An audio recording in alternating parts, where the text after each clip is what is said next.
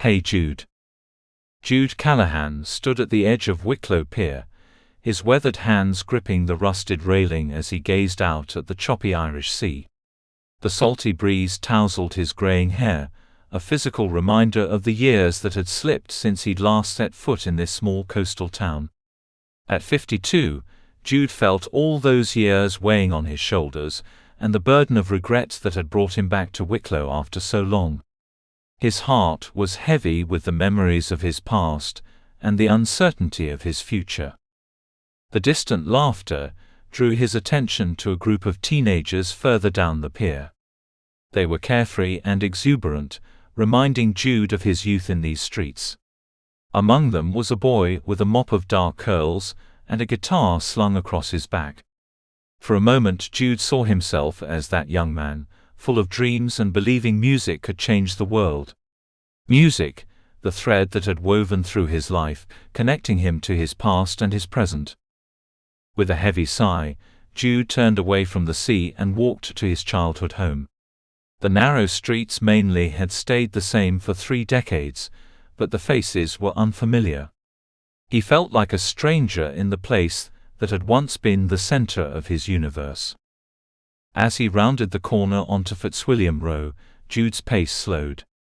The small, whitewashed cottage at the end of the street loomed more prominent in his mind than in reality. This was where it had all begun, and where it had all fallen apart. Jude's hand trembled as he reached for the brass knocker. Before he could make contact, the door swung open, revealing a woman in her late 40s with kind eyes and a hesitant smile. "Hello, Jude," she said softly. "It's been a long time." "Hello, Mary," Jude replied, his voice barely above a whisper. I got your letter." Mary nodded and stepped aside, gesturing for Jude to enter. The cottage's interior was much as he remembered it, though the furniture had been rearranged, and new photos adorned the walls. The changes were a testament to the passage of time and the growth of the people who lived there. Jude's gaze was drawn to a large portrait above the fireplace, a man in his 70s with a stern expression and eyes that seemed to follow him accusingly. "He passed away last month," Mary said, noticing Jude's focus on the photograph. "Peacefully in his sleep." Jude swallowed hard, a mix of emotions swirling within him. "I'm sorry I couldn't be here," he said, though the words felt hollow even to his ears. Mary touched his arm gently. "You're here now, Jude. That's what matters." They sat at the small kitchen table, their silence filled with 3 decades of unspoken words. Mary poured tea from a chipped blue teapot, the same one Jude's mother had used when he was a boy. "How's Julian?" Jude asked, wrapping his hands around the warm mug. A smile lit up Mary's face. "He's doing well. I finished university last year and got a job in Dublin. He's a lot like you, Jude." Jude's heart clenched at the thought of the son he barely knew. "Does he still play?" Mary nodded. "The guitar?" "Oh yes. He's quite good. He's in a band and plays gigs around the city." Pride and regret warred within Jude. He thought of all the birthdays, school events and milestones he'd missed. The price of chasing his dreams had been steep, and it wasn't just Jude who had paid it. "I've made so many mistakes, Mary," Jude said, his voice cracking. "I don't know if I can ever make things right." Mary reached across the table and took Jude's hand. "We've all made mistakes, Jude. But it's never too late to try and fix them. Julian, he asks about you, you know. He wants to know you." Jude's eyes widened in surprise. "He does? Even after?" "Even after," Mary confirmed. "He's a good boy, Jude. A good man. He understands more than you might think." As they talked, the years seemed to melt away. Mary told Jude about Julian's childhood, first guitar lesson and rebellious teenage years. Jude listened intently, trying to piece together the life of the son he'd left behind. As evening approached, Mary glanced at the clock. "Julian's coming for dinner," she said, hesitantly. "He doesn't know you're here. I thought it might be easier if it was a surprise." Jude felt a surge of panic. "Mary, I don't know if I'm ready. What if he doesn't want to see me?" Mary squeezed his hand reassuringly. "Trust me, Jude. It's time." The sound of a key in the lock made Jude's heart race. He stood up, unsure whether to hide or run.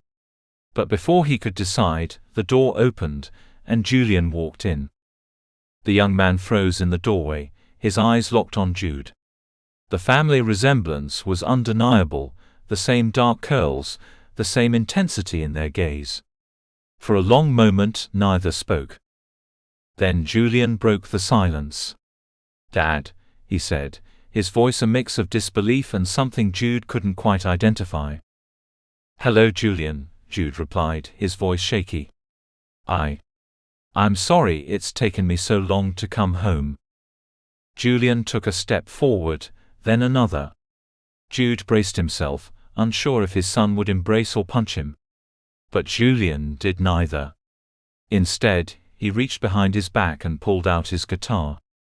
"Mom says you taught her this song," Julian said, his fingers finding their place on the fretboard. "She used to sing it to me when I was little." As Julian began to play, Jude recognized the melody immediately. It was a song he'd written for Mary, years ago before fame and ambition had lured him away from Wicklow. The chords were the same, but Julian had made the song his own, adding flourishes and changes that spoke of his musical journey. Tears welled in Jude's eyes as he listened to his son play.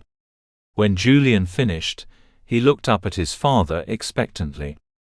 "That was beautiful," Jude said, his voice thick with emotion. "You've got a real gift, Julian." A small smile tugged at Julian's lips. "I had a good teacher, even if he wasn't around much." The words could have been bitter, but there was no anger in Julian's tone. Instead, Jude heard an invitation, a chance to bridge the gap between them. "I'd like to hear more," Jude said. "If you're willing to play, I will listen." Julian nodded, and father and son communicated through music for the next hour. Julian played original compositions and covers, each song revealing a piece of who he was.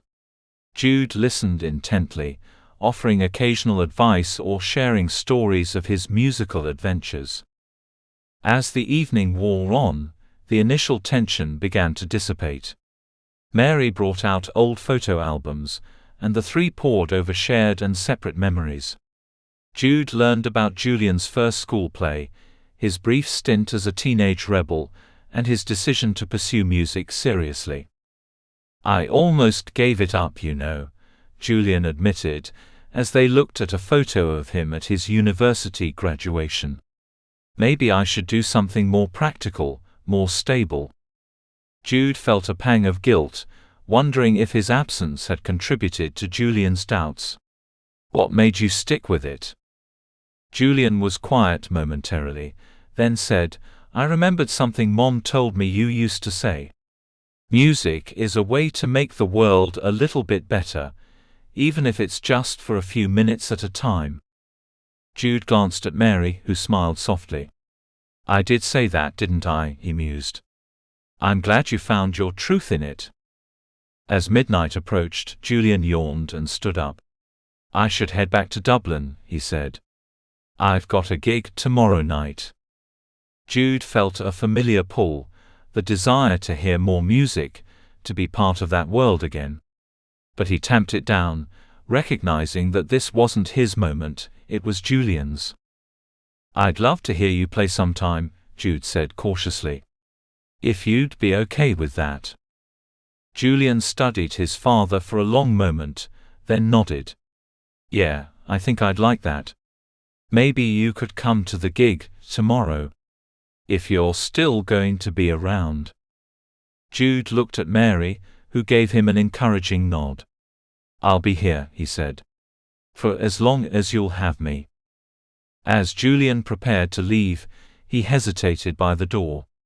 Then, in a move that surprised both of them, he gave Jude a quick, awkward hug. "See you tomorrow, Dad," he said, then slipped out into the night.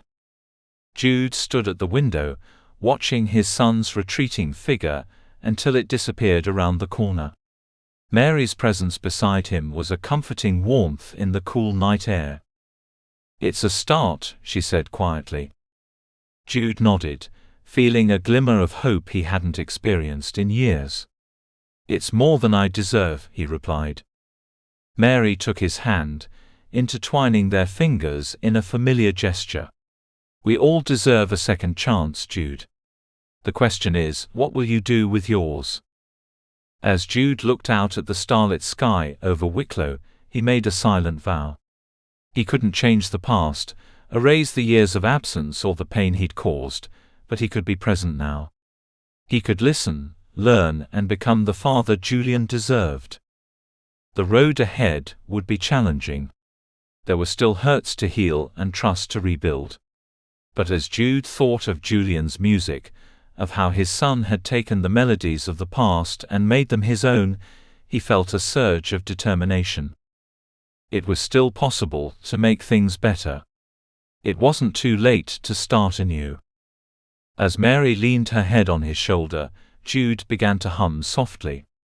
It was an old tune he'd written long ago, but never finished. The lyrics started to form in his mind, inspired by the day's events. It was a song about second chances, the courage to face mistakes, and the strength to make amends.